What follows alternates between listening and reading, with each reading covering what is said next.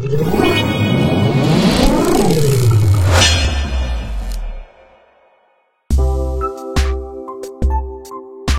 rekan-rekan Value Investor. Di video kali ini saya akan membahas 5 saham pilihan di sektor konsumer yang ternyata masih bisa meraih profit di masa krisis seperti sekarang ini. Bahkan ada beberapa di antaranya yang mencatatkan pertumbuhan double digit. Di samping itu, saham yang saya pilih ini mempunyai kualitas fundamental yang bagus sesuai kaidah value investing, serta memperlihatkan kinerja keuangan yang baik di tengah daya beli masyarakat yang sedang lesu seperti sekarang ini. Inilah saham-saham itu.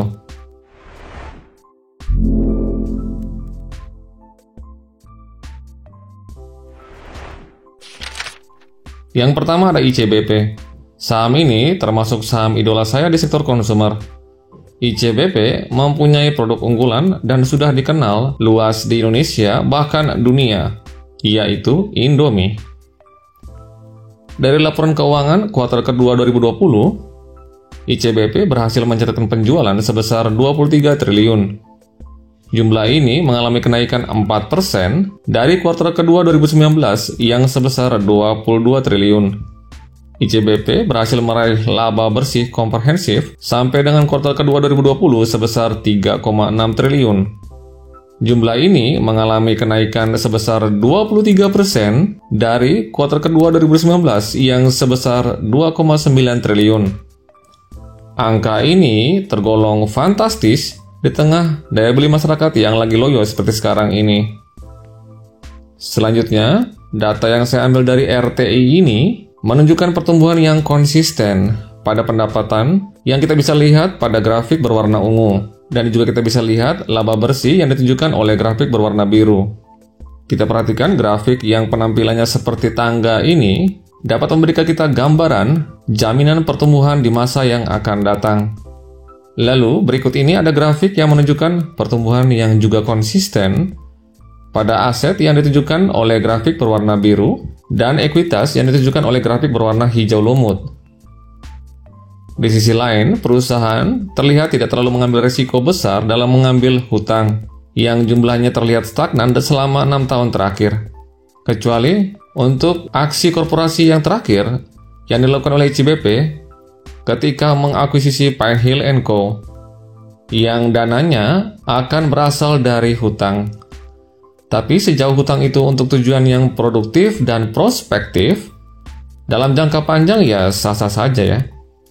Lalu kita lihat juga ROE ICBP juga sangat baik, ada di level 23,52%. Oke, itu untuk ICBP. Kita ke saham yang berikutnya. Yang kedua ada INDF atau Indofood. Emiten yang satu ini sebenarnya masih terkait dengan yang pertama. Ya, INDF adalah induk usaha dari ICBP. Kalau kita beli INDF, ya sekilas terlihat sama saja kita beli ICBP. Tapi kalau kita lihat dari core bisnis atau spesialisasi produk yang dijual, ternyata berbeda. Jika ICBP menjual produk jadi, lain hal dengan INDF yang menjual bahan baku untuk membuat makanan jadi.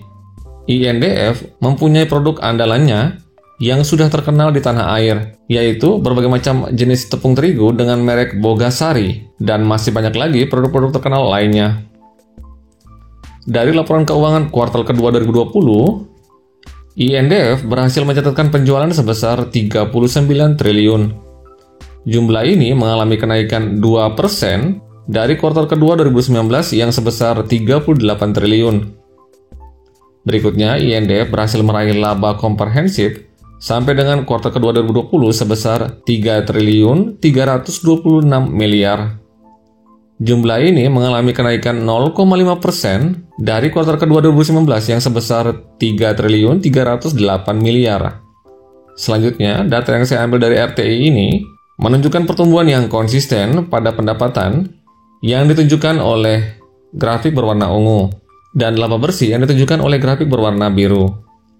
Dan seperti tadi yang sudah saya jelaskan, grafik yang terlihat seperti tangga ini akan memberikan kita gambaran bagaimana perkembangan usaha INDF di masa yang akan datang.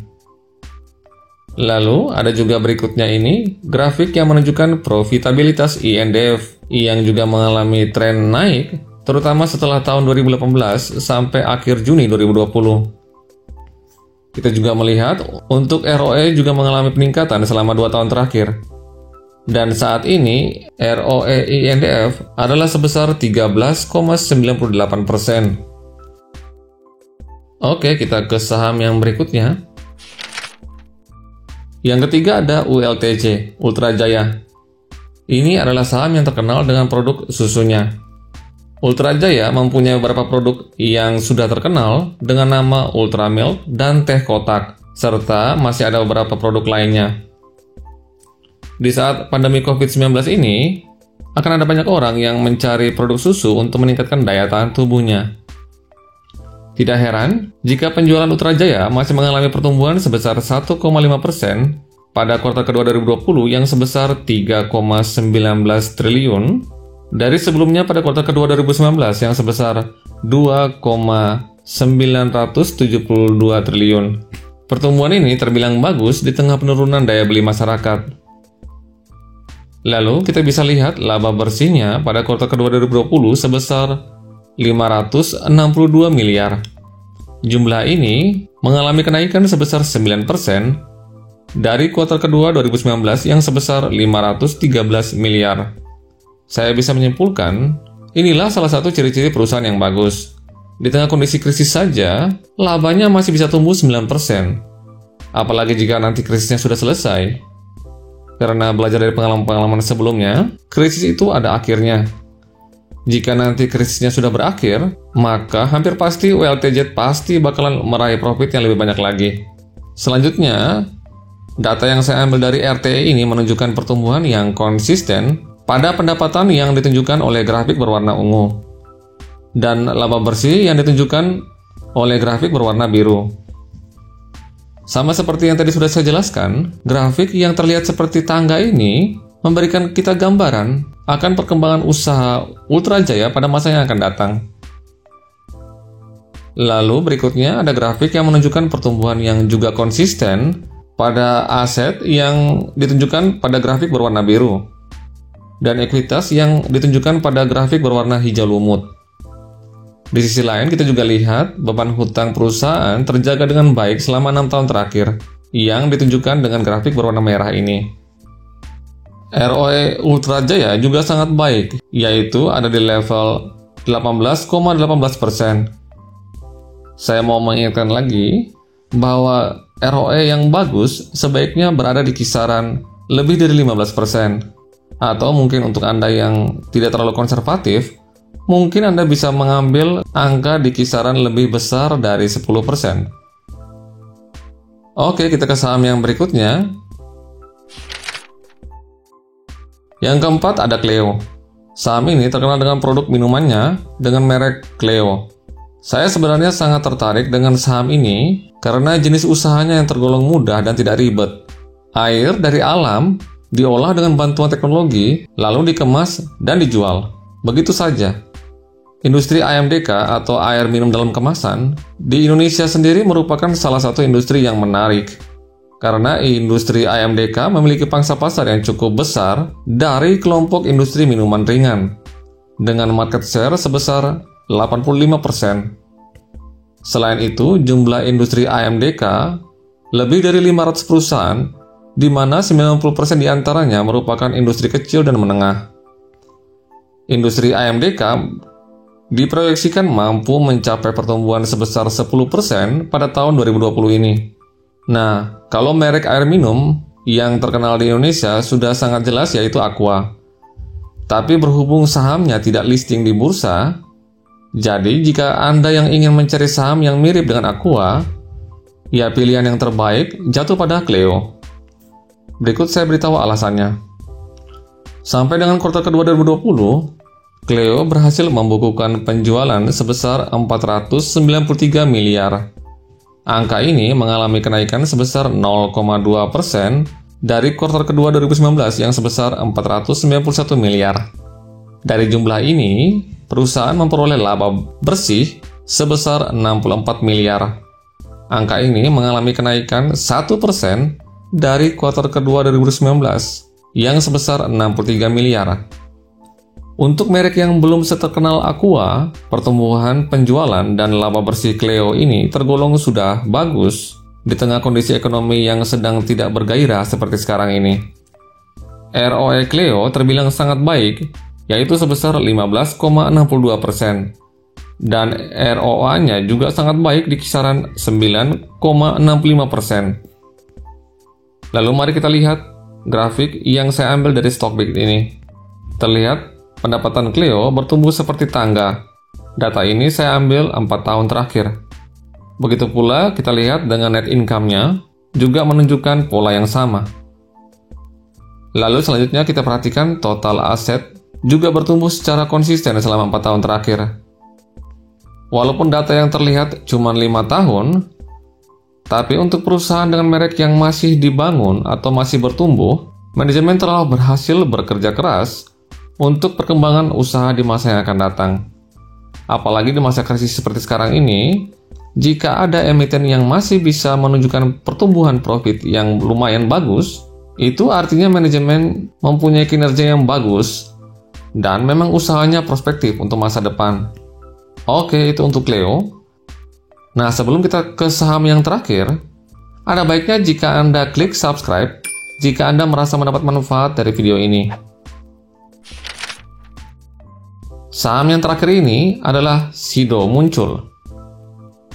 Saham ini tergolong unik karena Sido Muncul adalah satu-satunya perusahaan jamu tradisional yang listing di bursa. Sido Muncul terkenal dengan produknya yang sangat populer, yaitu tolak angin. Saya sendiri adalah konsumen setia tolak angin. Budaya menjaga kesehatan saat ini telah bergeser dari obat-obatan dan suplemen dari bahan kimia, bergeser ke obat-obatan dan suplemen yang berbahan herbal.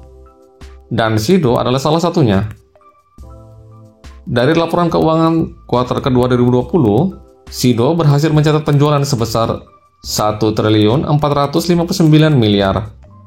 Jumlah ini mengalami kenaikan sebesar 3,5% dari kuartal kedua 2019 yang sebesar 1.410 miliar.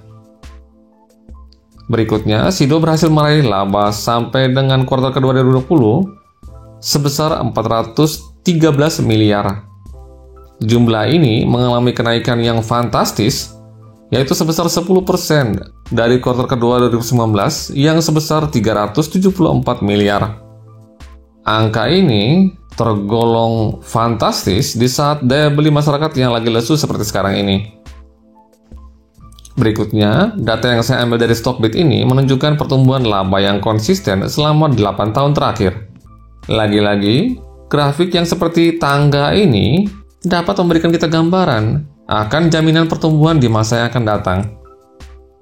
Lalu kita juga lihat ROE dan ROA-nya juga tergolong fantastis, yaitu masing-masing sebesar 26,89% dan 24,02%. Oke, itulah kelima saham pilihan saya pada sektor consumer. Jika Anda ingin menanggapi atau bertanya tentang video ini, Anda bisa tulis komen di bawah.